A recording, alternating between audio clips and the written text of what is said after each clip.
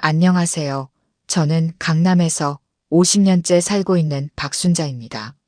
올해 72살 작년에 남편을 먼저 보내고 지금은 혼자 살고 있습니다. 늘 그렇듯 아침 5시 30분이면 눈이 떠집니다.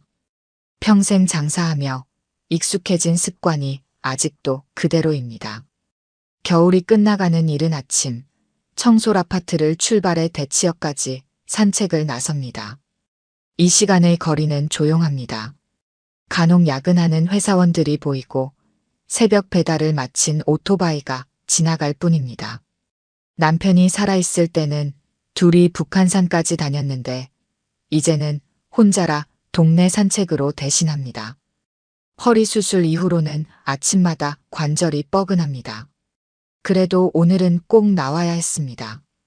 10년 된 휴대폰이 말썽이라 강남역 근처 핸드폰 가게에 들러야 하거든요. 요즘 젊은 사람들은 2년만 쓰고 바꾼다는데 저는 아직도 고장나지 않은 물건을 버리는 게 아까워서 그러질 못합니다. 이야기를 계속하기 전에 구독과 좋아요 꼭 눌러주시고 매일 배달되는 사연 들어보세요. 알림 설정까지 해두시면 이야기가 올라오자마자 들으실 수 있답니다. 여러분들의 응원은 사연 제작에 정말 큰 힘이 됩니다. 순자 씨, 또 아침 산책이세요? 아파트 경비원 김철수 씨가 인사를 건넵니다. 서로 20년째 얼굴을 보는 이웃입니다. 네, 날도 풀렸는데 가만히 있기 아까워서요. 그러게 말입니다. 근데 어디 가시나 봐요? 평소보다 일찍 나오셨길래. 강남역에 좀 볼 일이 있어서요. 이 폰이 말썽이라. 주머니에서 낡은 갤럭시 S7을 꺼내 보였습니다. 액정 보호 필름은 이미 군데군데 찢어져 있었고 케이스는 모서리가 달아 있었습니다. 아이고, 그거 이제 바꾸셔야겠는데요? 그러게 말이에요. 근데 이것도 아직 전화 통화하고 문자는 잘 되는데 케이스라도 새로 하나 사볼까 해서요. 철수 씨는 고개를 절레절레 젓습니다. 요즘 젊은 것들은 그런 폰 쓴다고 하면 비웃을 텐데. 괜찮아요. 나이 들면 그런 게 무슨 상관이에요. 웃으며 대답했지만 사실 조금 걱정이 되긴 했습니다. 요즘 젊은 사람들이 나이 든 사람을 무시하는 일이 많다고 들었거든요. 그래도 케이스 하나 사는 건데 설마 그러진 않겠지 싶었습니다. 식당을 하며 평생을 절약하며 살았습니다. 지금은 살만하다고들 하지만 저는 여전히 장바구니에 음식을 사러 가고 재활용품도 직접 분리수거하고 전기 아낀다고 안 쓰는 콘센트는 다 뽑아둡니다. 남편도 그랬고 저도 그랬고 평생 한 푼, 두 푼 모으면서 살았거든요. 새벽 6시, 아직 문을 연 가게는 없었습니다. 강남역 지하상가 입구 벤치에 앉아 기다리기로 했습니다. 요즘 손녀가 가르쳐준 당근마켓이라는 앱으로 중고 케이스를 찾아보았지만 제 폰은 너무 오래돼서 구하기 힘들더군요. 할머니, 그냥 새 폰 사세요. 제가 사드릴게요. 어제도 손녀가 그랬습니다. 하지만 저는 고개를 저었지요. 괜찮다. 아직 쓸만해. 내 돈은 내가 모아. 사실 폰을 살 돈이 없어서가 아닙니다. 그저 멀쩡한 물건을 버리는 게 아까워서요. 어릴 적 보릿고개를 넘기며 자란 우리 세대의 버릇인지도 모르겠습니다. 8시가 되어갈 무렵 하나둘 가게들이 문을 열기 시작했습니다. 가게 위치를 검색해보니 모벌 플래닛이란 곳이 있더군요. 후기를 보니 젊은 사람들이 많이 찾는 것 같았습니다. 천천히 걸어서 가게 앞에 도착했습니다. 유리문 너머로 보이는 실내는 아직 어둡습니다. 문 앞에 걸린 영업시간표를 보니 9시 개장이라고 적혀 있었습니다. 벤치에 앉아 기다리는 동안 아침 뉴스를 봅니다. 요즘도 청년 실업이 심각하다고 하네요. 우리 때는 일자리가 많았는데 세상이 참 많이 변했습니다. 강남역 사거리는 벌써 아침의 열기로 가득했습니다. 회사원들이 분주히 오가는 모습이 마치 시간을 쫓는 것처럼 보였습니다. 저도 한때는 저렇게 바삐 살았습니다. 새벽 4시에 일어나 시장에 가고 밤 12시가 되어서야 가게 문을 닫곤 했지요. 남편과 함께 하루도 쉬지 않고 일했습니다. 그때는 힘들다고만 생각했는데 지금 생각해보면 그 시간들이 우리 부부의 황금기였나 봅니다. 매장 직원이 문을 열었습니다. 유리문이 활짝 열리자 형형색색의 휴대폰 액세서리들이 눈에 들어왔습니다.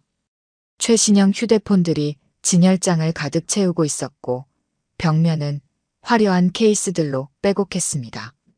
매장 안은 새 전자제품 특유의 비린내와 함께 달콤한 방향제 향이 뒤섞여 있었습니다. 저는 천천히 매장 안으로 들어섰습니다. 첫 손님이었지만 직원은 제 인사를 무시한 채 카운터 앞에서 자신의 휴대폰만 바라보고 있었습니다. 잠시 기다렸다가 조심스럽게 말을 건넸습니다. 저기요, 갤럭시 S7 케이스 있을까요? 직원은 고개를 들었다가 제 낡은 휴대폰을 보더니 금세 짜증 섞인 표정을 지었습니다.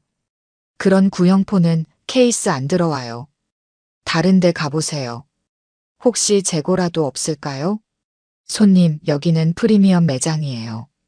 그런 폰 쓰시는 분들은 재래시장 가보세요. 남대문이나 동대문 시장에 가면 있을걸요? 말투에 깔린 냉소가 가슴을 찔렀습니다.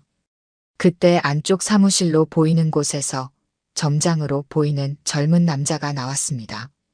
30대 초반쯤 되어 보였습니다. 무슨 일이에요? 여직원이 눈을 흘기며 대답했습니다. S7 케이스 찾으시는데요.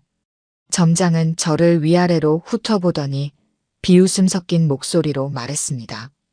아, 죄송한데요. 저희는 최신 기종 구매 고객 위주로만 서비스해드리고 있어요. 그런 오래된 폰은 AS도 안 되는데 케이스는 왜 찾으세요? 이번 기회에 새 폰 구매하시는 게 어떠세요? 아니, 전화도 잘 되고 문자도 잘 되는데. 어머님, 요즘은 카톡으로 다 하시는데 문자가 뭐가 중요해요. 어르신들은 그런 식으로 생각하시니까 젊은 사람들이랑 소통이 안 되는 거예요. 점장의 말투는 겉으로는 공손해 보였지만 속에 담긴 건 깊은 멸시였습니다. 마치 제가 세상의 흐름을 따라가지 못하는 꽉 막힌 노인이라도 되는 것처럼 말이죠. 매장에는 다른 손님의 그림자도 없었습니다. 오히려 제가 있는 게 그들의 영업에 방해가 되는 것 같았습니다. 저는 천천히 고개를 숙여 인사하고 밖으로 나왔습니다. 등 뒤에서 들리는 깔깔거리는 웃음소리가 귓가를 때렸습니다. 바깥 공기가 차가웠습니다. 이상하게도 그 한 줄기 바람이 매서웠던 한겨울보다 더 차갑게 느껴졌습니다. 천천히 걸으며 생각에 잠겼습니다. 제가 평생 지켜온 검소한 삶이 처음으로 부끄럽게 느껴졌습니다. 하지만 집으로 돌아오는 길에 그 감정은 서서히 다른 것으로 변해갔습니다. 부끄러움이 아니었습니다. 분노였습니다. 나이 들었다고, 오래된 물건을 쓴다고 이렇게 사람을 차별해도 되는 걸까요? 젊은 사람들의 세상이라고 해서 나이 든 사람들의 존엄성은 무시해도 되는 걸까요? 현관문을 열고 들어서자 남편과 함께 찍은 사진이 눈에 들어왔습니다. 작년에 돌아가시기 전 마지막으로 찍은 사진이었습니다. 그 옆 서랍장에는 우리 부부가 평생 모아온 서류들이 가지런히 정리되어 있었습니다. 천천히 서랍을 열어 낡은 서류철을 꺼냈습니다. 작년에 남편과 함께 마지막으로 정리해 두었던 임대차 계약서들입니다. 한 장 한 장 넘기다가 특정 페이지 앞에서 멈췄습니다. 모벌 플래닛 임대차 계약서라는 글자가 선명했습니다. 입가에 작은 미소가 걸렸습니다. 창밖의 겨울나무가 눈에 들어왔습니다. 앙상한 가지만 남은 듯하지만 그 속에서는 이미 봄을 준비하는 힘찬 기운이 움트고 있을 것입니다. 세상에는 두 종류의 겨울나무가 있다고 합니다. 하나는 추위에 떨며 봄을 기다리는 나무요. 다른 하나는 속에서부터 뜨거운 힘을 키우는 나무입니다. 저는 오늘 제가 어떤 나무인지 깨달았습니다. 손녀 유미가 가져온 김치찌개 냄새가 온 집안을 채웠습니다.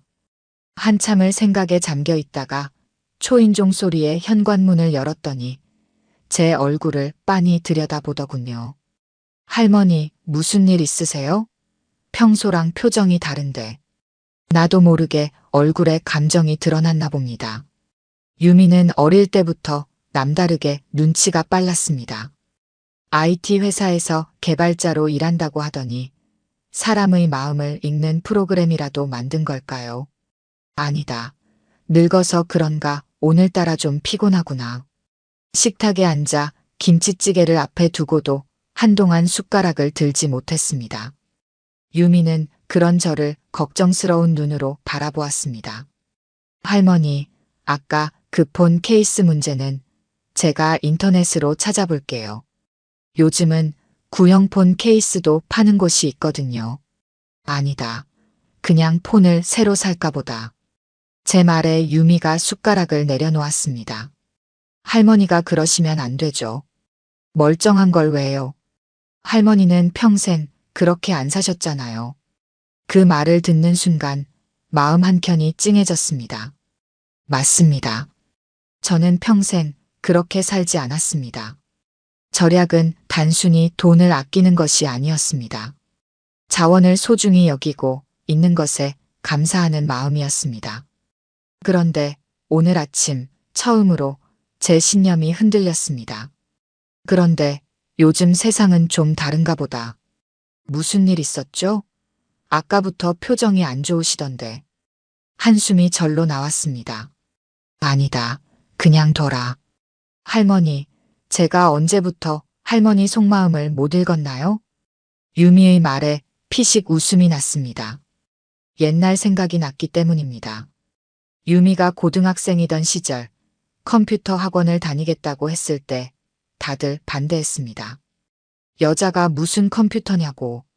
그때 제가 유미의 편을 들어줬었지요. 사람은 누구나 자신만의 길이 있다고, 하고 싶은 일을 해야 한다고. 그래, 너한테는 말해줄게. 오늘 아침 있었던 일을 이야기했습니다. 폰 케이스를 사러 갔다가 무시당한 일, 젊은 직원들이 비웃었던 일, 그리고 제 마음에 일어난 분노까지. 할머니, 제가 당장 가서 따져볼까요? 아니다. 그럴 필요 없어. 유미의 분노에 찬 목소리를 들으니 오히려 제 마음이 차분해졌습니다. 그런데 할머니, 요즘 그런 매장 많아요. 젊은 사람들만 상대하려고 하고 어르신들한테는 불친절하고. 우리 회사 앞에도 비슷한 매장이 있는데. 유미의 말을 들으며 천천히 생각을 정리했습니다. 유미야, 너희 회사는 그런 불친절한 매장이랑 어떻게 거래해? 네. 아, 거래 안 해요. 우리 대표님이 그러시더라고요. 고객을 차별하는 기업이랑은 거래하지 말라고. 그렇지. 세상이 아무리 변해도 사람을 존중하는 마음만은 변하면 안 되는 거야. 식사를 마치고 유미가 설거지를 하는 동안 저는 노트북을 켰습니다. 유미가 사준 노트북입니다. 처음에는 거절했지만 유미가 고집을 부렸지요. 할머니도 카카오톡도 하고 인터넷 뱅킹도 하시는데 스마트폰만 쓰시면 불편하다고.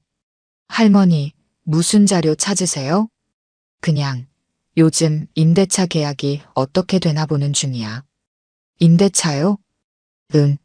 나이 들수록 공부를 많이 해야 한다더라. 세상이 빨리 변하니까. 유미는 제 대답의 의미를 눈치채지 못한 것 같습니다. 괜히 걱정할까봐 더 자세히 말하지 않았습니다. 노트북 화면에는 상가 건물 임대차 보호법 조항들이 떠 있었습니다. 내용을 읽어내려가며 필요한 부분은 메모를 했습니다. 특히 임대인의 권리와 의무 부분은 꼼꼼히 살펴보았습니다. 할머니, 저 이제 회사 가볼게요. 저녁에 또 들를까요? 그래, 너무 늦게까지 일하지 말고. 유미를 배웅하고 나서 서재로 향했습니다. 남편이 평생 모아온 서류들이 가지런히 정리되어 있는 곳입니다.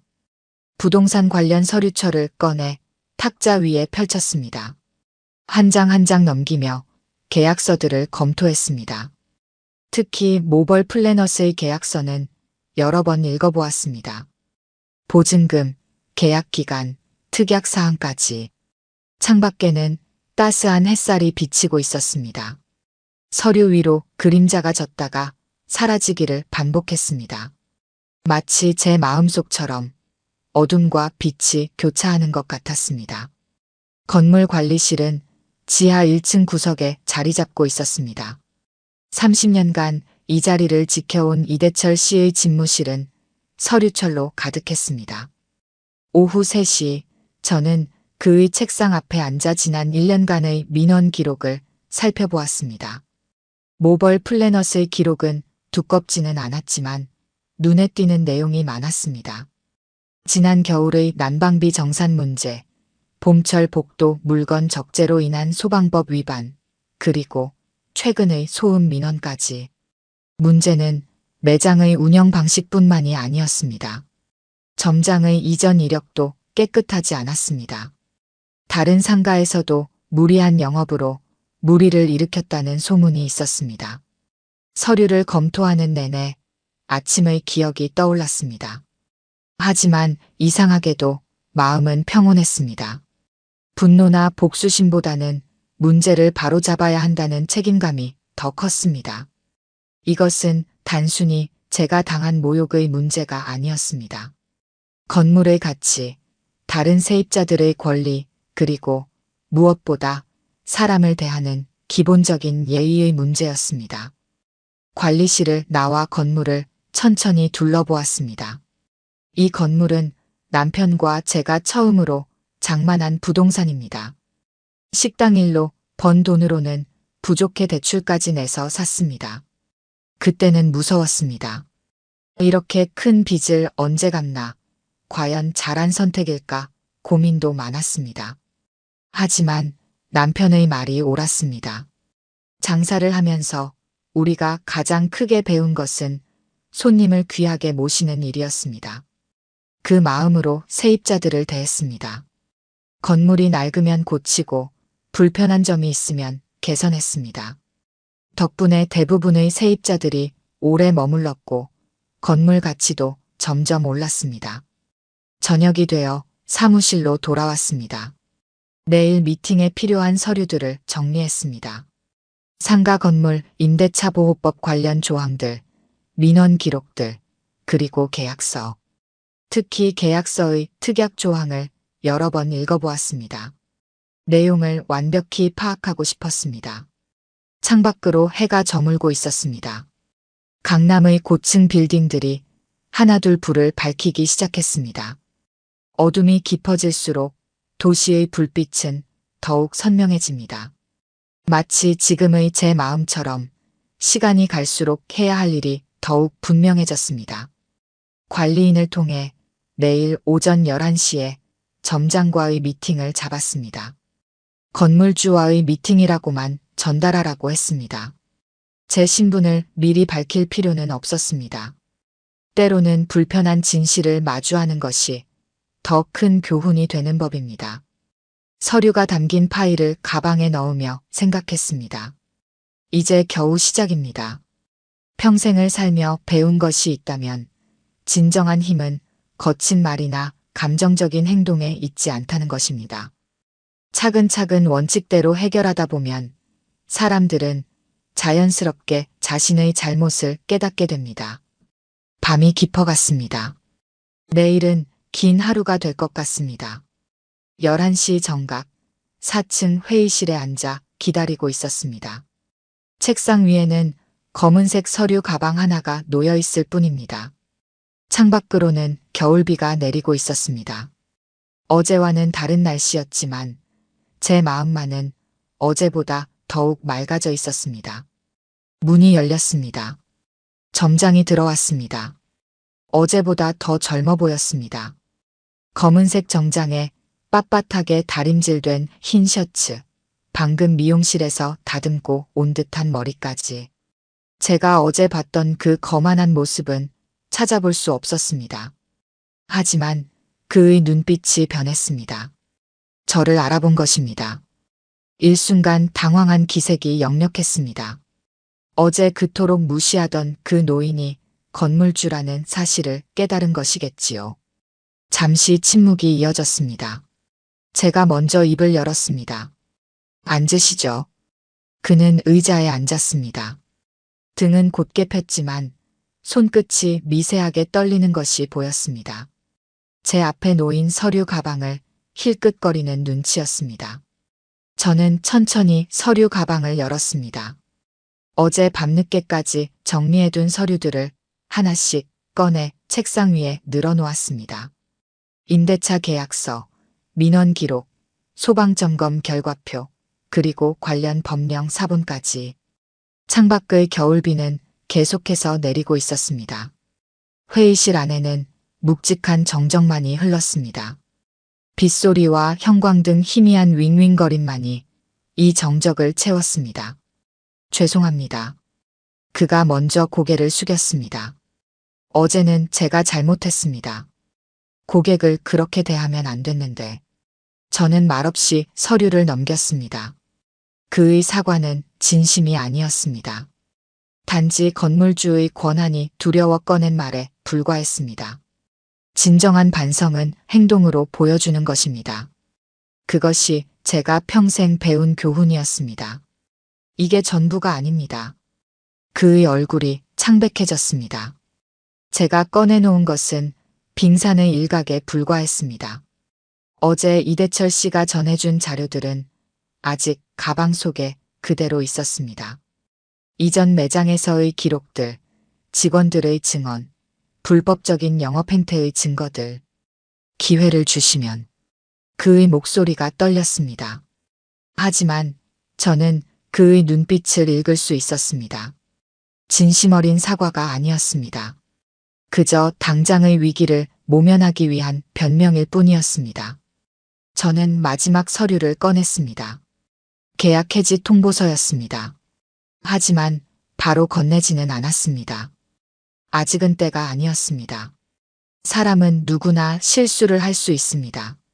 중요한 것은 그 실수를 인정하고 바로잡으려는 의지입니다. 저는 그에게 한 번의 기회를 더 주기로 했습니다. 하지만 그것은 온정이 아닌 원칙에 따른 결정이었습니다. 회의실을 나서는 그의 뒷모습이 어쩐지 어제보다 더 초라해 보였습니다. 하지만 이것은 시작에 불과했습니다. 진정한 교훈은 이제부터가 시작이었으니까요. 일주일이 지났습니다. 매일 아침 모벌 플래닛의 카메라 영상을 확인했습니다. 점장의 태도는 달라지지 않았습니다. 겉으로는 공손한 척하면서도 여전히 나이든 고객들을 귀찮아했습니다. 직원들은 더했습니다. 이제는 노골적으로 기계를 잘 모르는 고객들을 비웃기까지 했습니다. 건물 내 다른 점포들을 찾아가 이야기를 들었습니다. 그동안 말하지 못했던 불만들이 터져나왔습니다. 화장품 가게 주인은 모벌 플래닛 직원들이 매장 앞에서 담배를 피워 손님들이 불편해한다고 했습니다. 옆 카페 사장은 그들이 쓰레기 분리수거도 제대로 하지 않는다며 한숨을 쉬었습니다. 문제는 더 있었습니다. 세무서에서 받아온 자료에 따르면 모벌 플래닛은 현금 매출을 누락하고 있었습니다. 중고폰 매입 과정에서도 불법적인 관행이 있었습니다. 도난품인 줄 알면서도 매입한 정황이 있었습니다. 이제는 더 이상 지켜볼 수만은 없었습니다. 먼저 소방서에 신고를 했습니다. 매장 내 불법 적재된 물품들과 피난로 관리 실태를 지적했습니다. 이어서 국세청에도 제보했습니다. 탈세 혐의에 대한 증거들을 차례로 제출했습니다. 경찰에도 연락했습니다. 도난 휴대폰 매입 정황에 대한 조사를 요청했습니다. 그리고 마지막으로 임대차 계약 해지를 통보했습니다.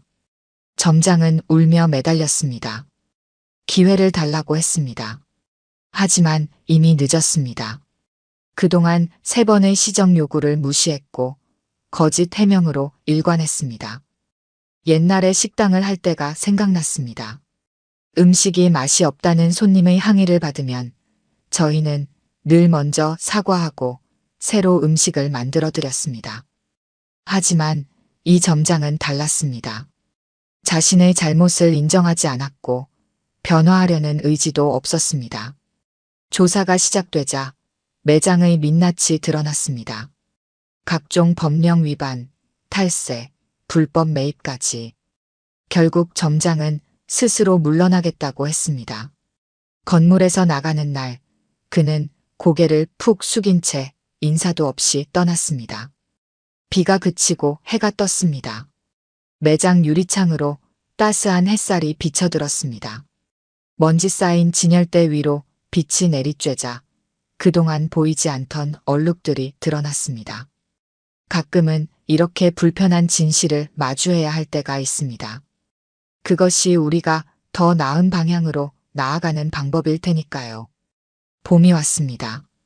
모벌 플래닛이 있던 자리에는 새로운 매장이 들어섰습니다.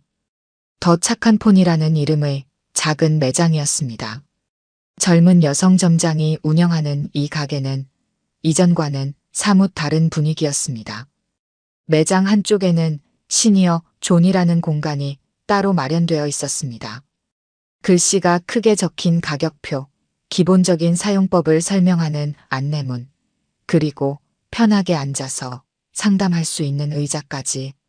점장은 이전 모벌 플래닛에서 일했던 김미영 씨였습니다. 당시 신입이었던 그녀는 부당한 관행에 양심의 가책을 느꼈다고 했습니다. 오늘도 아침 산책을 나왔습니다. 매장 앞을 지나는데 김 점장이 문을 열고 있었습니다. 저를 보자 반갑게 인사를 건넸습니다. 제 손에 들린 갤럭시 S7을 보더니 케이스를 새로 구했다며 기뻐했습니다. 온라인에서 직접 공수했다고 했습니다. 건물 전체의 분위기도 달라졌습니다. 이제는 매달 한 번씩 상인회 모임이 열립니다. 서로의 어려움을 나누고 해결책을 함께 고민합니다. 얼마 전에는 고령 고객을 위한 서비스 교육도 진행했습니다. 손녀 유미가 퇴근길에 들렀습니다.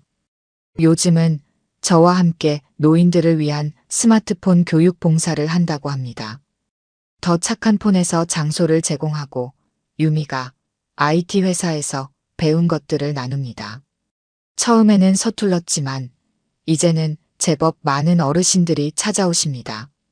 서랍 속 계약서들을 정리하다가 문득 깨달았습니다. 건물주의 역할은 단순히 임대료를 받는 것이 아니었습니다. 건물은 그저 차가운 콘크리트가 아닙니다.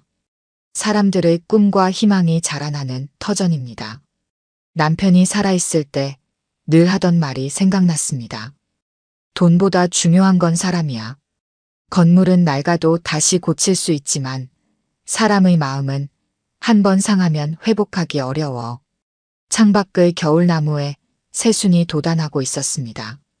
지난 겨울의 차가운 바람을 이겨내고 이제는 연두빛 잎을 틔우고 있었습니다. 매서운 추위 속에서도 봄을 기다렸던 나무처럼 우리도 조금씩 변화하고 있었습니다. 퇴근하는 김 점장이 저에게 작은 봉투를 건넸습니다. 다음 주 수요일에 있을 스마트폰 교실 일정표였습니다. 이번에는 제가 강사로 나선다고 했습니다. 평생 검소하게 살아온 경험을 살려 스마트폰으로 가계부 작성하는 법을 가르쳐달라는 부탁이었습니다. 그 순간 깨달았습니다. 우리는 모두 서로에게 배우고 성장합니다. 나이가 들었다고 뒤처지는 것도 아니고 젊다고 모든 것을 아는 것도 아닙니다. 중요한 것은 서로를 이해하고 존중하는 마음입니다. 봄볕이 따스했습니다. 이제 제 안의 겨울도 지나갔나 봅니다. 오늘 들려드린 이야기가 여러분의 마음에 작은 울림이 되었기를 바랍니다. 아까 깜빡하신 분들이 계셨다면 좋아요와 구독 부탁드려요. 다음 사연을 들려드리는데 큰 힘이 된답니다. 그리고 여러분의 이야기도 댓글로 들려주세요. 다음 이야기 때 또 뵙겠습니다.